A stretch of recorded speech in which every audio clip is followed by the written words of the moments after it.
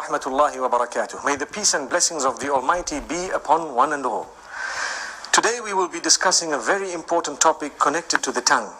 The tongue, as you know, is a gift of the Almighty. It is very small in size, but it can create so much havoc and it can cause so much damage that more than any other organ of the body. So it's important for us to know that the Almighty has created this tongue. You know, some scholars say so beautifully, He has put 32 guards that are so sharp around that tongue so that we think 32 times before we actually utter. And it's amazing how the tongue is so small, it moves 1,001 times in a minute up and down, and yet it does not get cut by these sharp knives around. This is the gift of the Almighty. So consider it a gift. Use it as a gift. And the reason we say this is to concentrate more on a specific department of the use of the tongue, and that is when it comes to those we mix with, beginning or starting with our wives, our husbands, our family members, our relatives, and then those we interact with, our friends, and so on. What we should know is that the tongue has several different uses. One of them is to taste food, one of them is to speak, and there are so many other uses of the tongue that are there. Some we may know, some we may not know. It's amazing. However, remember, your respect as an individual is very closely connected to how you use the tongue. This is why the Messenger, Muhammad, peace be upon him, says, every morning all the organs of the body call out to the tongue and say, fear the Almighty regarding all of us. It is through you that we are known, so be careful what you say. Amazing.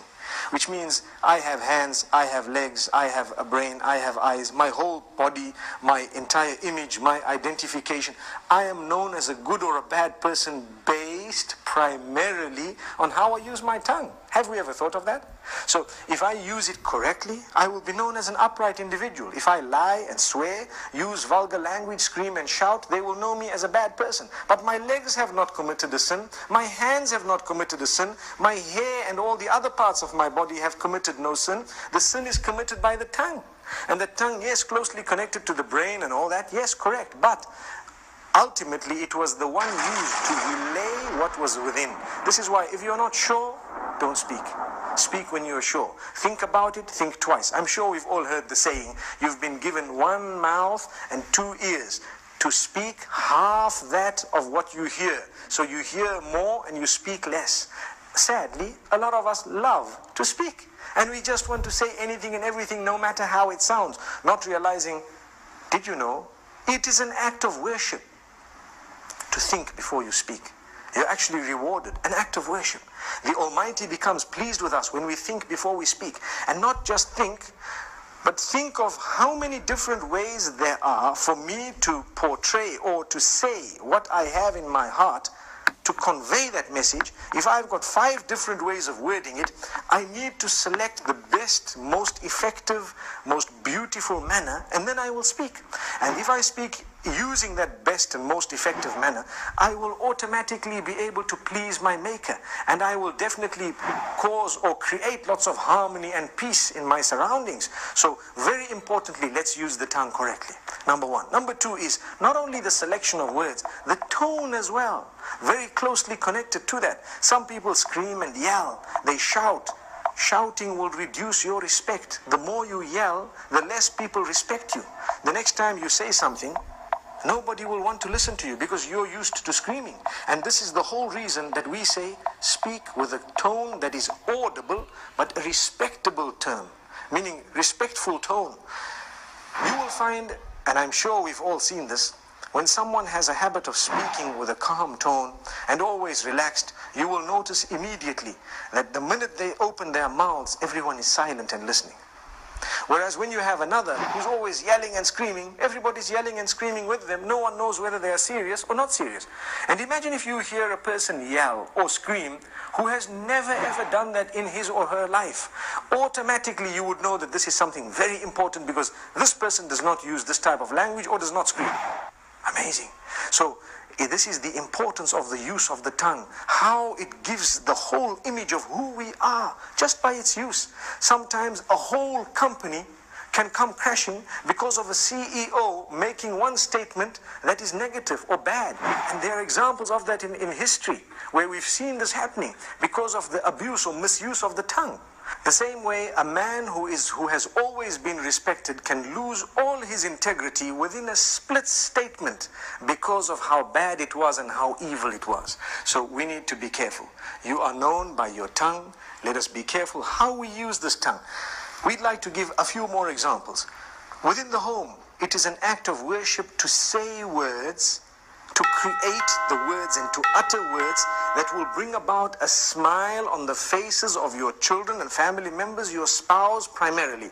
Did you know that it is actually an act of worship to come home and utter words of goodness, sweet words, beautiful words, make people feel appreciated, make them feel wanted, make them feel the bond? And it is the tongue that makes us really connect to one another. And this is why we say it is an act of worship. So many people do not realize it's a charity to say a good word. A good word is a beautiful charity. We come home, we're silent. Being silent is something that's not good, especially when it comes to those who are waiting for you to say something of your own family. A good word. Yes, when there is a problem, you might want to remain silent for a moment. If you think that that is the best way of solving the problem for now, you might want to speak a little bit later. But even when you choose to speak, say the best words. This is from the messenger, may peace be upon him. And we always tell people charity begins at home. Sometimes we are very careful of our tongues outside the door. Whereas when it comes to in the home, those who work for us, those who live with us, those who are the closest to us in terms of family and so on, they are so worried of us opening our mouths because every other word is a swear word. Every other word is a lie. Every other word is a word which is derogatory, defaming, which is disrespectful, which causes hurt and harm. Why should we do that? A good Muslim will never utter words that are hurtful to others. There is no need to do that. Even if you disagree, if you disagree with someone, you do not need to utter words that are hurtful to them, belittling them, making them feel like they are not worth it. Sometimes maybe the good statement from your mouth might actually make them change their minds and come on to what you had because you were so good. You came forward so beautifully. This is the religion. This is what we have been taught. Now let's ask ourselves, do we as Muslims really follow these teachings? We call ourselves Muslims. A lot of the times we swear so much that even those who are not Muslim are embarrassed. And it gives the wrong image of the teachings of the beloved messenger. May peace be upon him, and may the peace be upon all the other messengers. We shouldn't be doing this because we have the responsibility of portraying the correct image of the teachings of the Almighty. And these teachings primarily begin with a good tongue. The messenger, when he was sworn, he did not swear back. He never swore back. The swear words never came out of his mouth. He says, a true believer is not he who is vulgar, is not he who speaks hurtful statements, is not he who lies, is not he who utters words that are hurtful to people, words that are incorrect, unjust. So we need to learn from this. Let us learn to be honest, tell the truth. For indeed to lie would be a burden on the shoulders, and it would be a very, very grave burden on the day of judgment. We should not be lying. We should not be hurting people's feelings. Remember, choose the best words, choose the best expressions, for indeed to do that is a great act of worship.